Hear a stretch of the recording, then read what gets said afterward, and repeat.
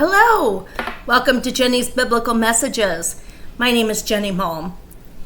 And today we are on day 4 of the Sermon on the Mount. We are in Matthew chapter 5, and we are going to go through verses 33 through 48. So we're going to get through chapter 5 today. It's so exciting. Today's a little bit easier than yesterday. Yesterday was murder, adulteress, divorce, the stuff that we don't want to talk about, but we have to talk about. Today is not any easier. It's probably almost harder because we all do have done this. So we're going to start off in 33, in verse 33, and it's about oaths. And I'm going to read it, and then I'm going to tell you my notes about it. So again, you have heard that it was said to the people long ago, do not break your oath, but fulfill to the Lord the vows that you have made.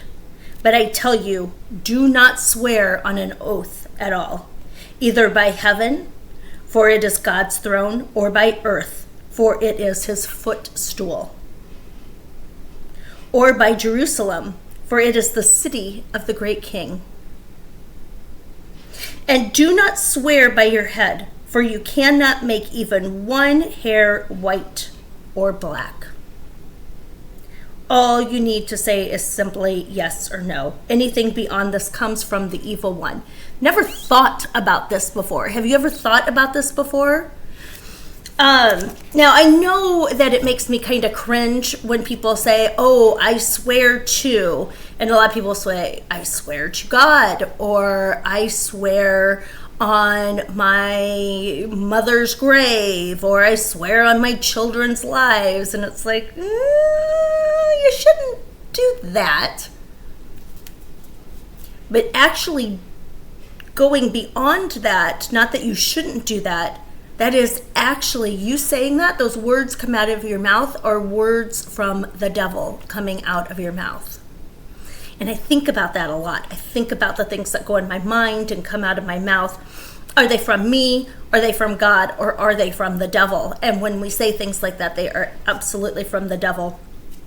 So as followers of Jesus, we are not to take oaths like that.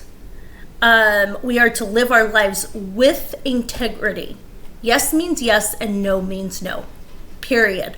Point blank. Not I swear on. Nothing like that. All right.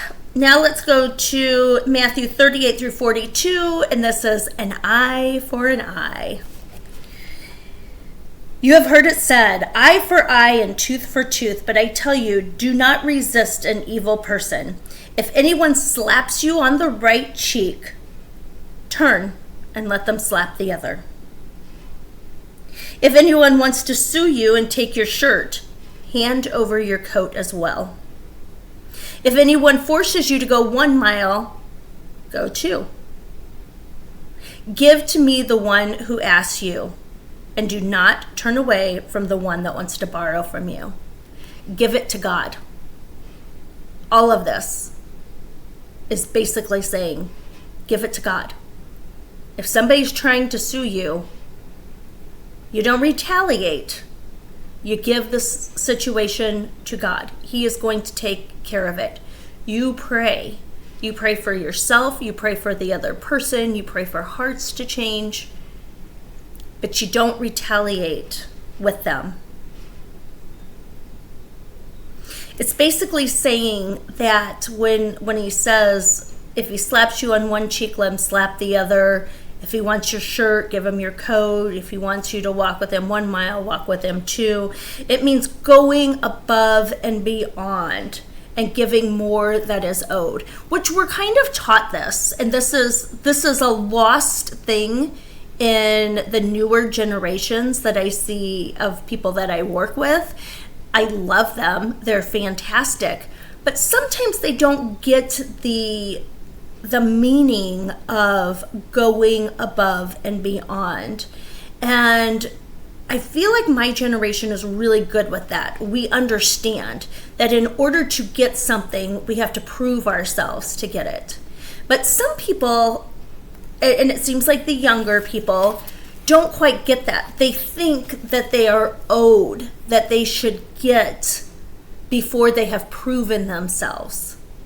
And that's why there's this disconnect in generations and the way people were being raised. And the funny thing about it is those are our children that we raised, because we had to do more in our youth than maybe they had to do. So we spoiled them. And now that they're adults and we see that we spoiled them, we're seeing that they think that they are owed things without working for it first.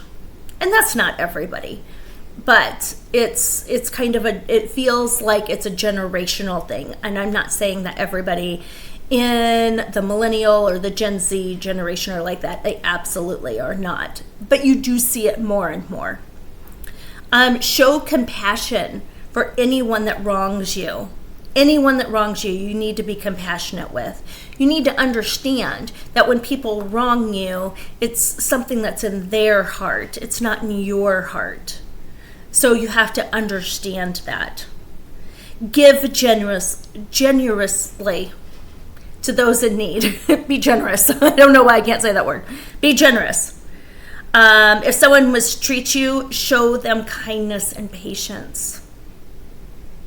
When they're angry, when they mistreat you, when they say things that they shouldn't say, show them kindness and patience. It's not them. Remember, when we say evil things, it's not from us, it's from the devil. Well, people are doing it to you too. You're doing it and people are doing it to you. So you have to understand that you need to forgive, and you need to understand that there's something that's going on in their life right now that's making them behave that way. And you give them some grace. We are reflections of God's love, and we transform evil to make good. So just remember that. We transform evil to make good. When somebody sees you and they talk to you and they say there's something different about you, that's because Jesus is showing out in you to them. And that's a wonderful thing. All right, 43 to 48, love for enemies. You have heard it said, love your neighbor and hate your enemy. But I tell you, love your enemies and pray for those who persecute you, that you may be children of your Father in heaven. He causes his sun to rise on the evil and the good, and sends rain on the righteous and the unrighteous. If you love those who love you, what reward will you get? Are not even the tax collectors doing that? Even evil people love their people, love evil people. Or love their kind of people, which would be evil people. And we, supposedly the good people, need to love not only the good people, but also the evil people. Again, who's in their mind? What's making them be evil? What's making them behave that way? Remember these things when you're in these situations. And if you greet only your people, then what are you doing more than others? Don't even pagans do that? Be perfect, therefore your heavenly Father is perfect. Perfect. Perfect is hard. I don't even like the word perfect. I like excellence. I say excellence.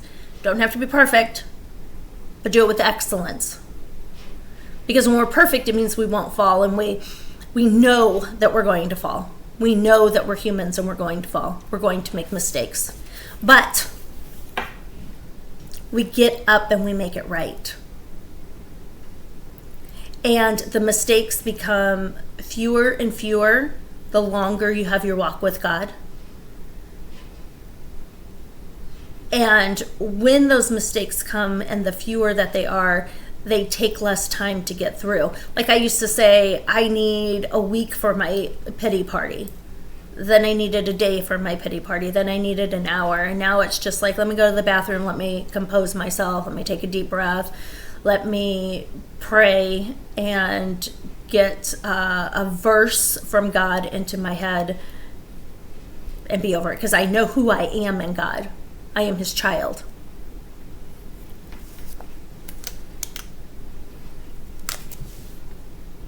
This is radical. To be like this is radical. It's a God-like love that is necessary to enter the kingdom of heaven. We need to remember that. It's radical. Not everybody does it. Most people aren't going to do it. So when you do it, you look weird. You look weak.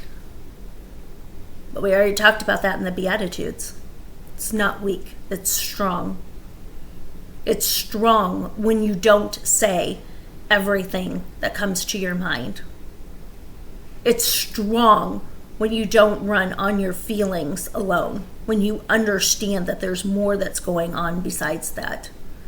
When you understand that the devil is playing a hand in things. When you understand that you are made for more, that you're called for more. So you take a deep breath and you be that more.